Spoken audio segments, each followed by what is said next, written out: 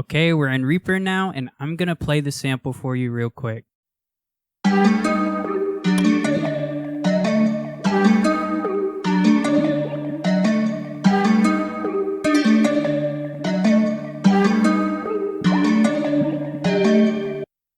Okay, it's already a really cool sample. There's some issues though, some EQ stuff I want to clean. There's some of that distortion and some mud in there. Here, check this out.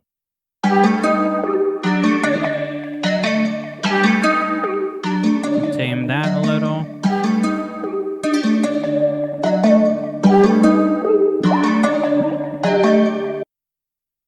Maybe even cut a little there. Don't have to do too much. And I also want to pitch it down a little bit.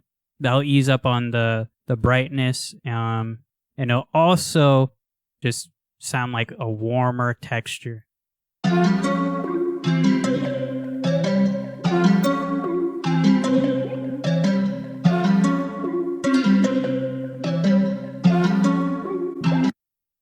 So that sounded pretty cool. One thing I want to do is I want to give this some extra body by doubling it. So let's see how that turns out.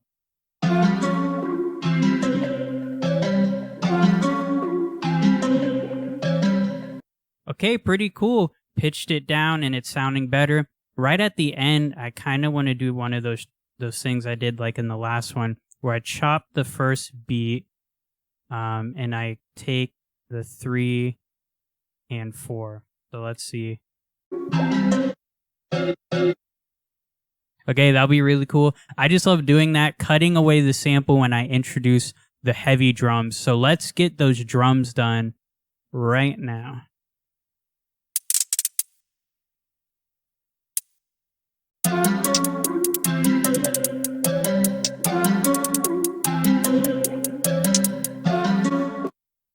Okay, hi-hat's done. Let's just go ahead and get right into the kick for this intro. Add some energy to that.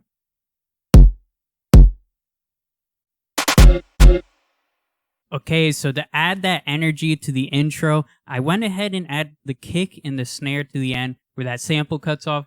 It's going to be pretty cool. And then I added a sweep. So I really like using those white noise sweeps, and you'll see how good it is. Just check this out.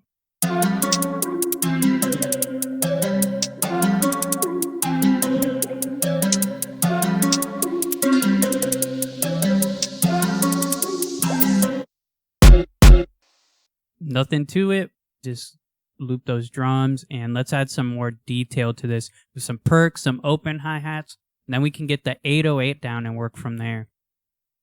Let's find a good percussion sample. Okay, so we have that perk down, and we're probably not going to do an open hi-hat, but let's talk about the arrangement for a bit. So I could loop that same cutoff, but I think I want to save that when we go into like this sort of pre-chorus or the chorus section. Thinking about how songwriters, how artists are going to use your beat is super important to how you arrange it. So definitely pay attention to that when you're deciding what elements to put where and how to organize your beat. Okay, with that in mind, let's get this 808 down before we do anything else.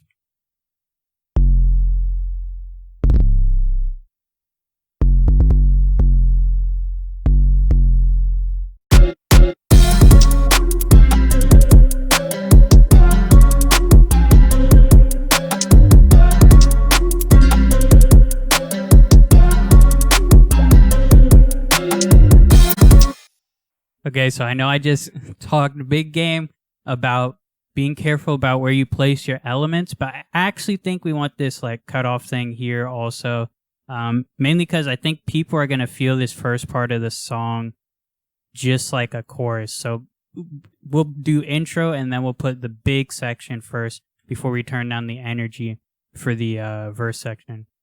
But you know, the more you think about that, the better chance you have of getting some beat placements with people who are really going to feel your song. People have super short attention spans, so they probably want to hear the exciting stuff earlier in the beat. So let's see what we can do from here with that.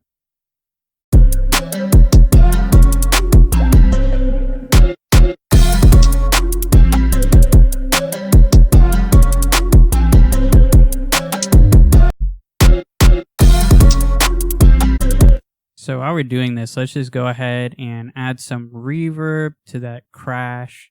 So I ended up just printing the crash as audio so we could really stretch out and control the tail a bit. But let's see how that's working with like the 808 and stuff.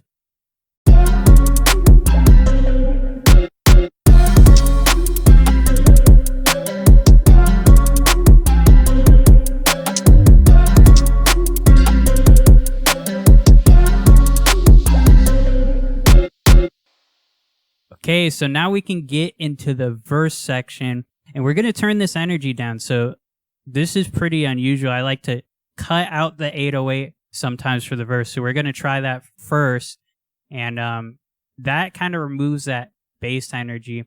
And sometimes I even cut out some of the other drum elements. So let's just see what we can do with the sample and those fewer elements.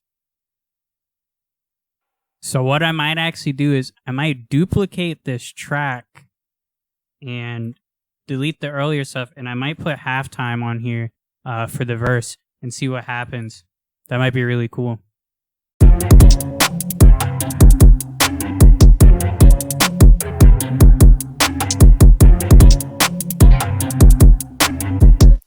Okay, so that's pretty cool. It's taking out some of those upper melodic elements in the sample and just turning that energy down. It's like kind of slowing this thing down artificially. So that's actually pretty cool. We can keep working with that, and we could pull our sweep to the end and probably get back into sort of like a big section. So we could treat this as like a build-up type thing. Let's see where we can go from here.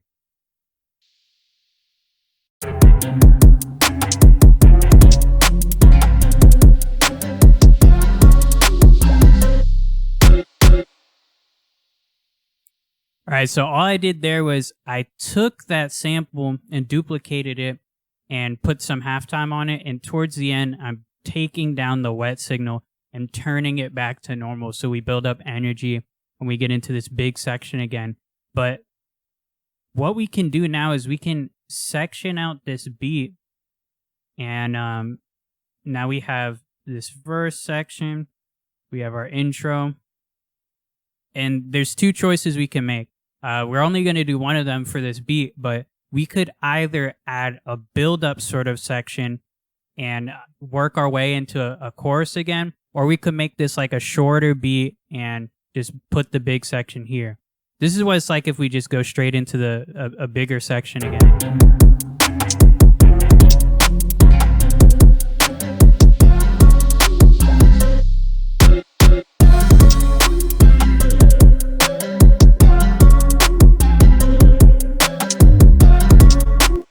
So nothing wrong with that at all. We might actually go with that because this is a pretty fast beat. We'll treat it like a shorter kind of track. So from there, you could just put your slower section again, put your faster section, and then you put the intro loop. And what we can do is reverse all these sweeps. We're going to go down in energy for the end. We could put our fade out.